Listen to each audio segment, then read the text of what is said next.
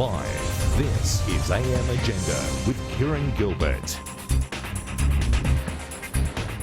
Good morning and welcome to the program. The Abbott government is trying to move the political debate back onto its own turf amid a tough period which has seen worsening polls and open division within the party over same-sex marriage. The Prime Minister has laid down the law to his cabinet ministers over ongoing leaks and disunity. Tony Abbott told a broader coalition party meeting that all MPs needed to be more disciplined from the cabinet down. With me this morning to discuss this and the other issues of the day, our regulars, the Assistant Treasurer Josh Frydenberg and the Shadow Parliamentary Secretary to the Treasurer, Ed Husic. Gentlemen, good morning to you both. Josh, I'm picking up from some of your colleagues that the Prime Minister's reading the Riot Act to them, but at the same time they're wondering, well, what is the script? What should you be arguing? There doesn't seem a lot of detail on that front.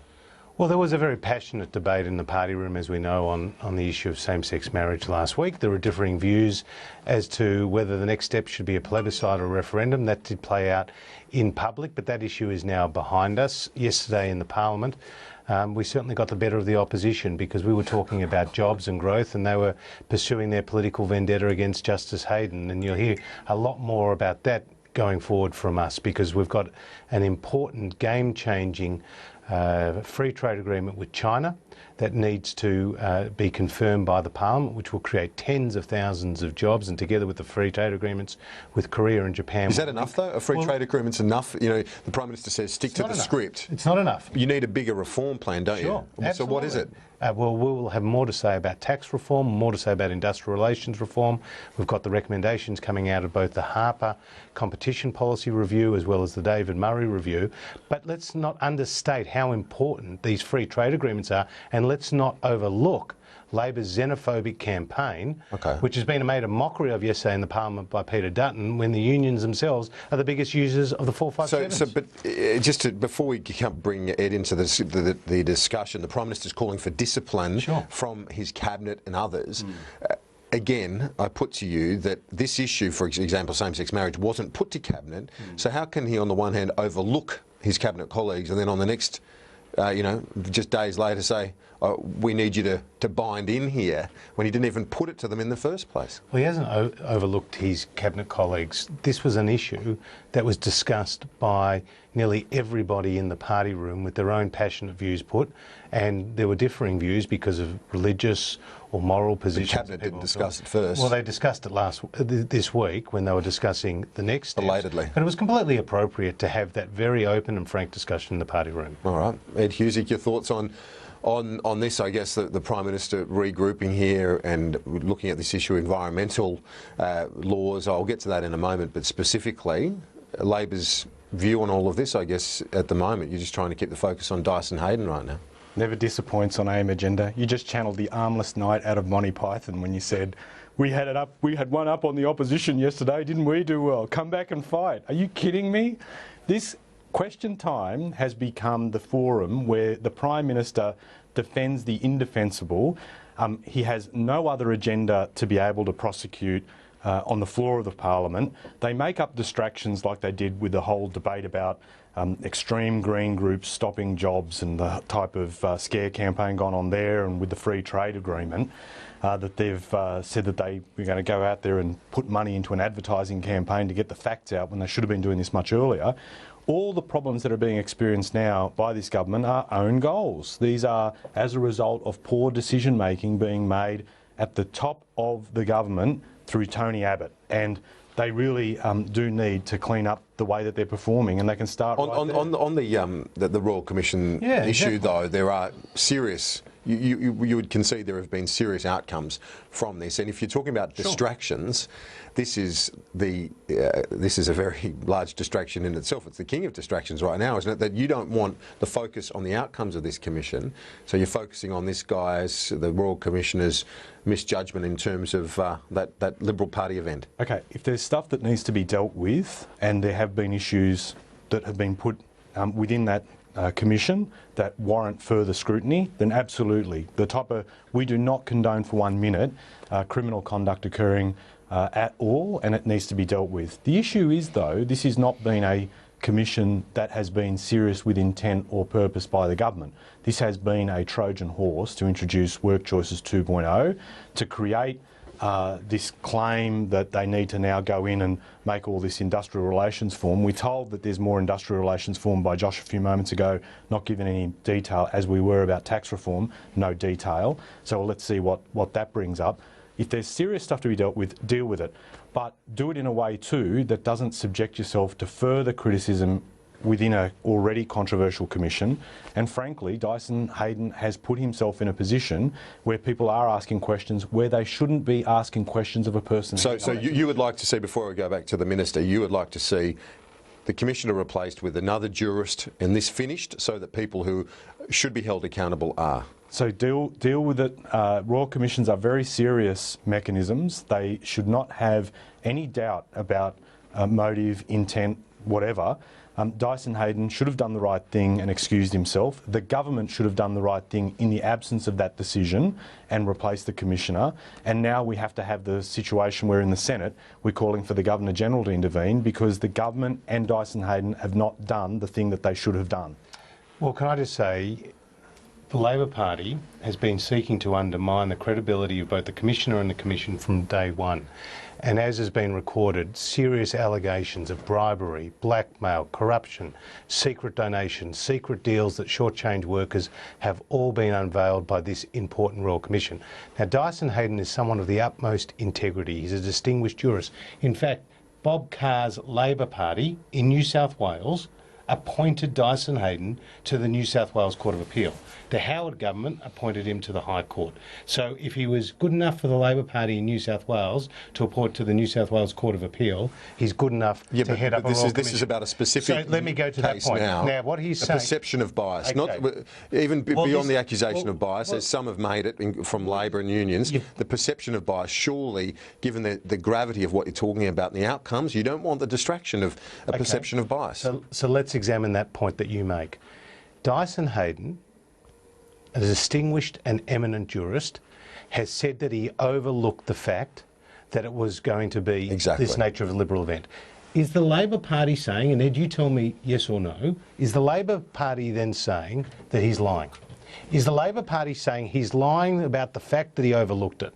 If they're not saying he's lying... But he's not just saying he overlooked it with respect. A year earlier, he said he recognised this was a Liberal function, and subsequently he must have thought that the thing was going to be over by the time this commitment was on. But he initially had recognised this was a Liberal function. But if you look at the correspondence, it makes it clear that it was not a fundraiser. There wasn't going to be any Liberal badging of his speech. It was the Sir Garfield Barwick lecture. It's one being given by eminent jurists and Attorney Generals in the past.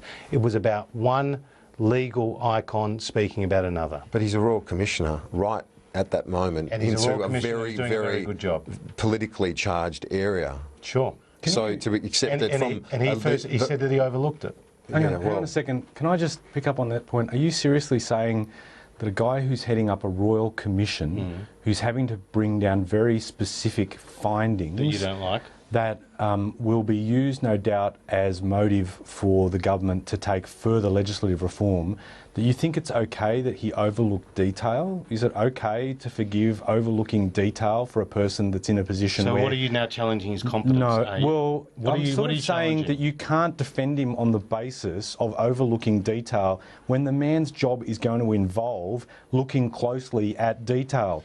When you're on the branch, don't keep soaring. That is my point. I guess and the problem is here when it comes to previous judgments and so on, where he himself has referred to the perception of bias being enough to discount involvement. This surely, in some eyes, will be a perception of bias when he recognised it was a Liberal function back in 2014 when he was first invited. Bias in the eyes of the Labor Party. No, it's not. And it has been from day one.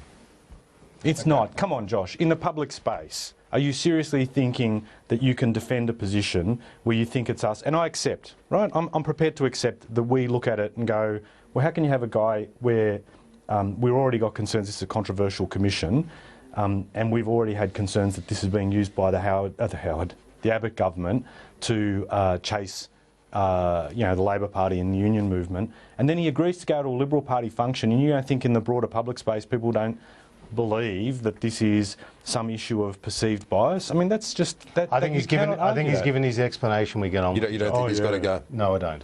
Let's look at the issue of... Defend. It worked well with Bronwyn Bishop, by the way. Let's look at the issue of the internal issues of your party. I'd say problems. The upcoming Canning by-election, yeah. Yeah, well, there's some real problems in the party, though, in terms of marginal seat holders complaining openly in the party room now to the fact that others aren't sticking to the broader script. How much angst is there among those in marginal seats? You don't have to worry about it in Kooyong, of course, in Melbourne. Well, no one has very safe seat. No one has a safe seat. But what about the likes of, the marginal seat holder that spoke in the party room yesterday and others who are obviously very nervous about where things are heading? Look, I understand my colleagues and I would rather be ahead in the polls as opposed to behind them. But as I've said repeatedly, we have been behind in the polls under previous leaders, namely John Howard in 2001, 2004, further behind, and came back and won those elections. Now, there have been a lot of issues, be they the entitlements issues, be they the Dyson Heydon issue, be they the same-sex marriage issue, which has not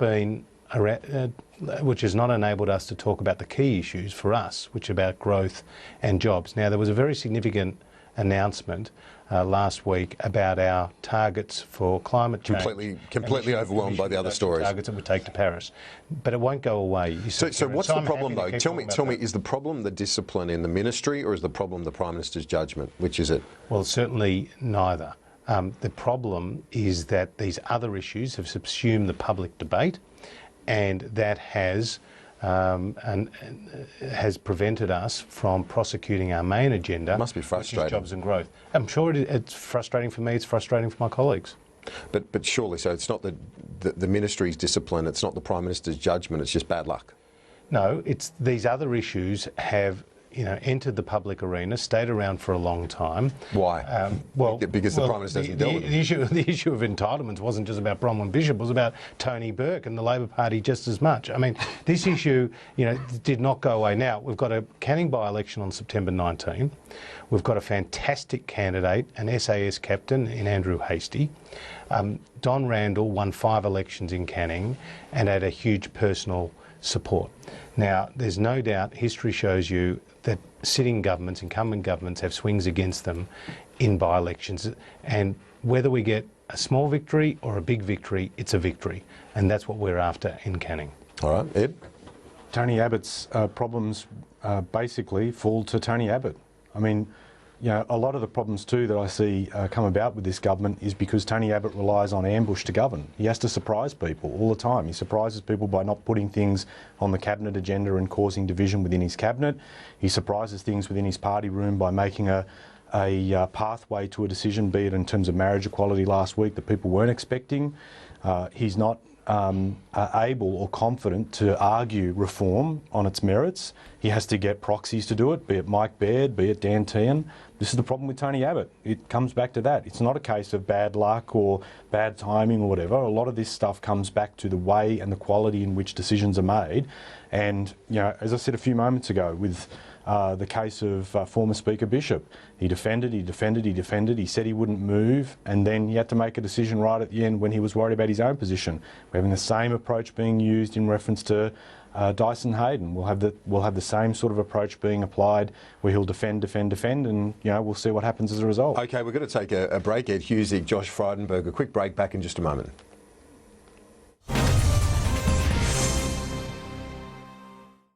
If you don't have the cash to live the life you deserve, you owe it to yourself to jump onto our website right now. I'm Andrew Barnett, and I want to share something so powerful it could change your life. Since I've started trading with LTG Gold Rock, I'm reaping the rewards.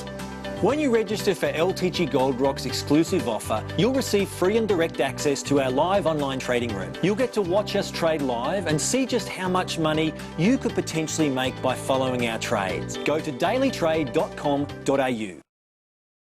Our city isn't perfect. Our city is a blaze of neon flare. Does anybody care?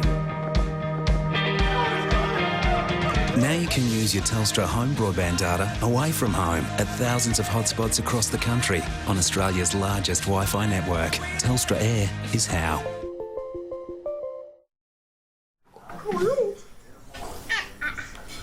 I can't believe they've done it. Done what? Well, they signed this free trade agreement with China. You reckon there'll be some jobs in it? Should be, but this deal... Tony Abbott stuffed it up. How? Well, he's letting Chinese companies bring in their own workers. What, can't we do the work? They don't even have to advertise the jobs. That can't be right. Sorry, but you won't even get a look in, son. Tony Abbott made a choice. He just didn't choose you. Authorised by A. Hicks for the ETU, Rosebery. For under $1,000, you can renovate your bathroom. You're going to add more value to your house. It's going to look better, you're going to feel better about it, and you're going to want to use the room more, definitely. Estillo Toilet Suite, only $99. Timber laminate flooring, $31.32 per pack. Estillo Sink Mixer, $28.90. 3-metre extension lead, just $3.10. If you happen to find a lower price on a stocked item, we'll beat it by 10%. They can do it themselves. Lowest prices are just the beginning. Your loan's been approved. Congratulations. Thank you.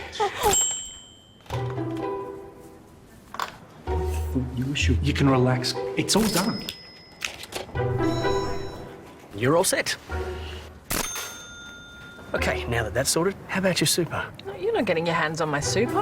No? No, I'm with an industry super fund. One of those? Yes, one of those. No sales incentives, run only to benefit members. Ah, big night? No, big day. Got to change the tiles, wrangle the magnolias, wrangle violet, finish your design, and poker night. Big days start with Barocca.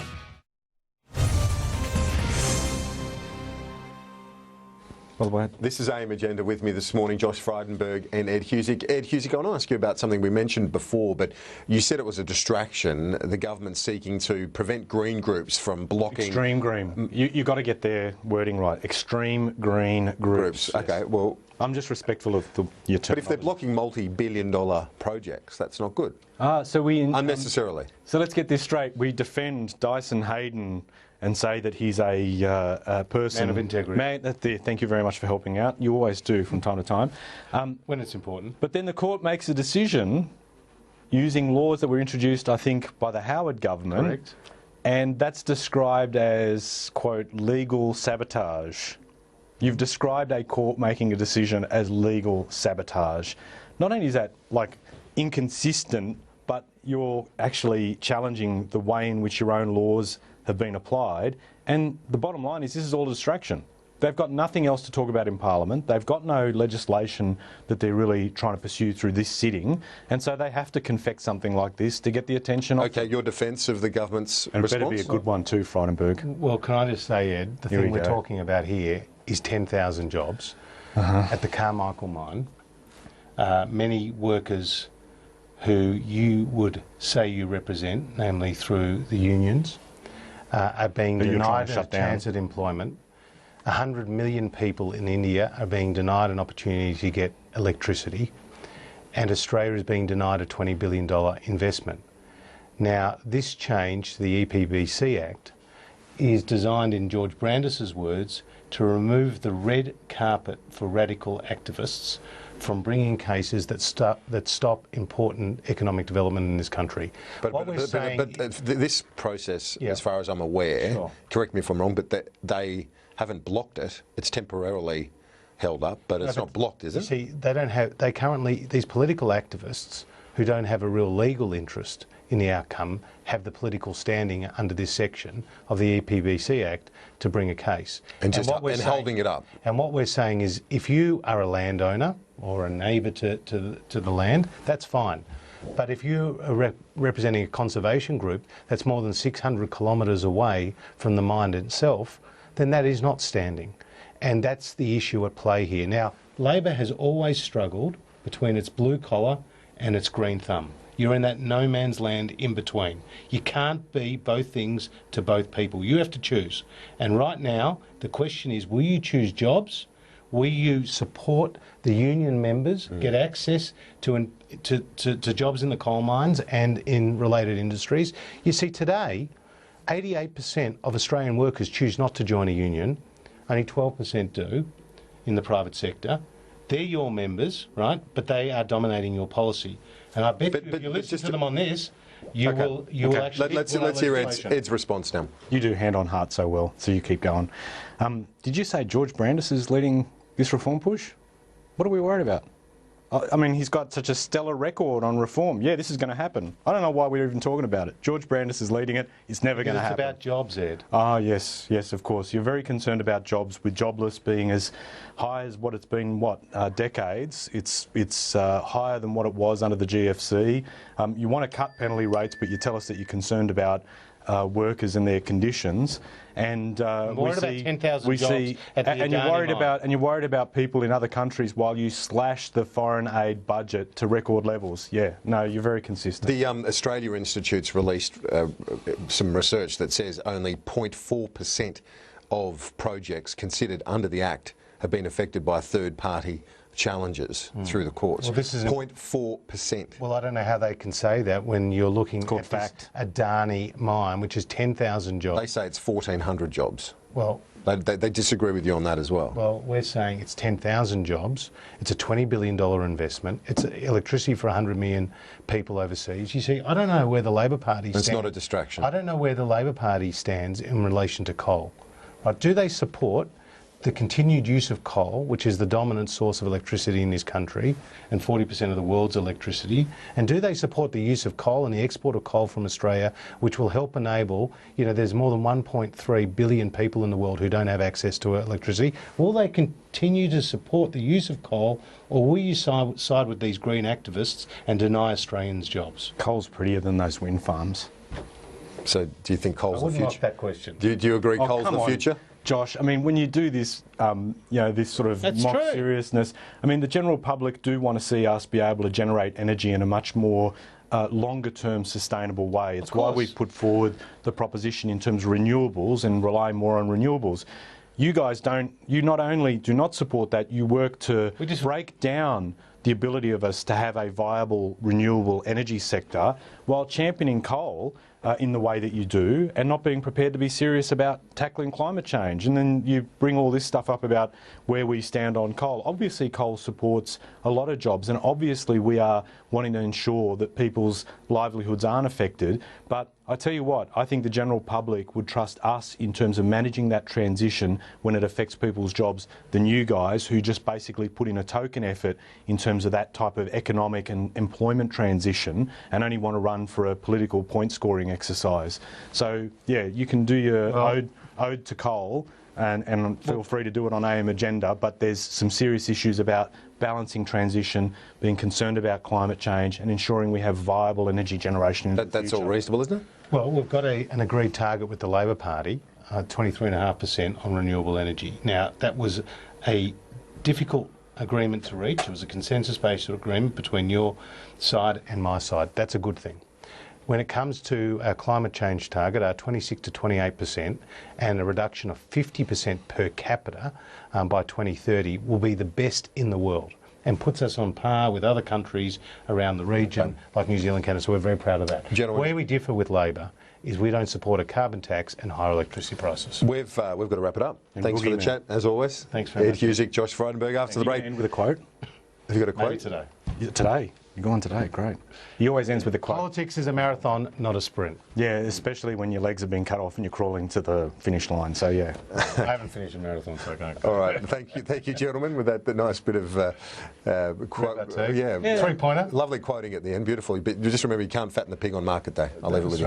That quick break, back in just a moment.